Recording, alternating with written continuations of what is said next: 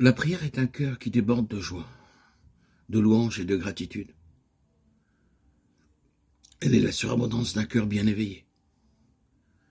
La condition, c'est que notre cœur s'éveille. Tant qu'il dort, nous cherchons en vain en nous le lieu de la prière. Inutile d'imaginer, on verserait dans la distraction. Inutile d'exciter un sentiment religieux. On tourne vite au sentimentalisme. Et si l'intelligence prenant le pas vise des idées claires, la prière froide et sèche échappe à toute vie. Bien sûr, imagination, sentiment et intelligence ne sont pas inutiles.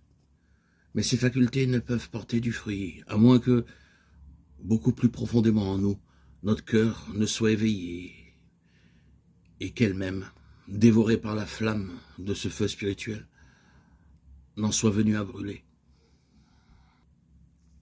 Toute méthode de prière vise cet unique objectif.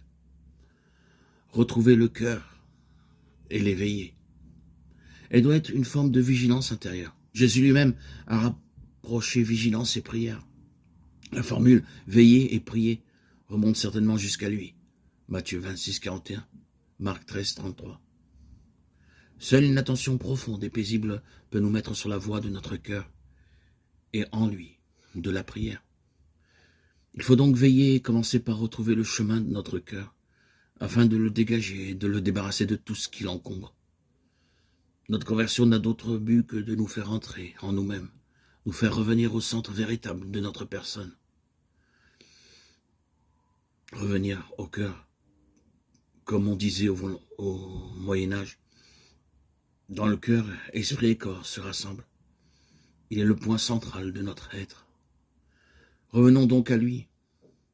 Nous vivons à un niveau plus profond, où nous sommes en repos et harmonie avec tout et avec tous. En premier lieu, avec nous-mêmes. Le cœur est le lieu, le centre véritable de notre personne,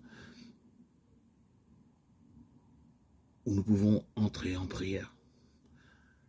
Ce retour est un retour en soi.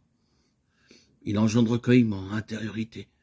Il pénètre jusqu'à notre moi le plus profond, l'image de Dieu en nous. Il vise le noyau ontologique où nous jaillissons constamment de la main créatrice de Dieu et dont nous refluons vers lui. Prier nous apprend à vivre de la vie qui est au-dedans et à l'intérieur de nous-mêmes.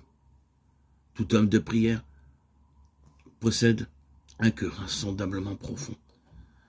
La parabole du fils perdu a été expliquée dans ce sens par certains pères de l'Église. Luc 15, 11, 32. Le plus jeune fils réclame sa part d'héritage et va la gaspiller à l'étranger, dans une vie de débauche. Quand il eut tout dépensé, survint dans ce pays une grande famine, et il commença à sentir la privation. Alors il rentra en lui-même. Littéralement, il se tourna en soi et dit « Combien de journaliers de mon père ont à manger en abondance ?» Si le fils perdu avait été avec lui-même, d'où serait-il revenu à lui?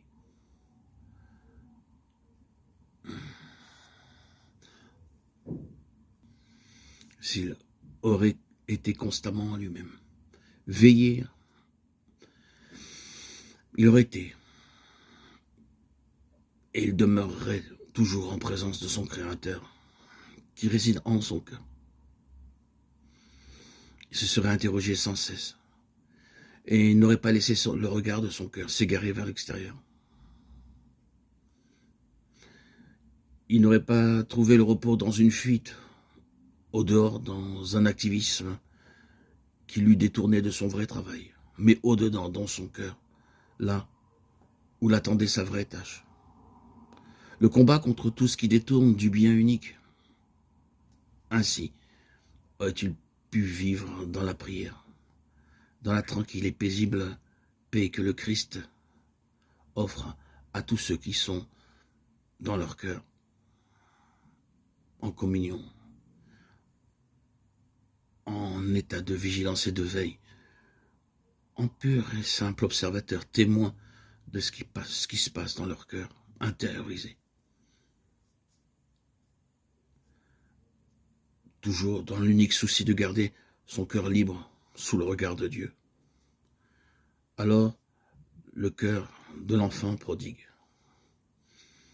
ne serait pas détourné, ne serait pas parti désirer d'autre chose que ce Dieu qui est là, son soutien, en lui, à ses côtés. Ce Dieu qui lui fait le don de l'amour.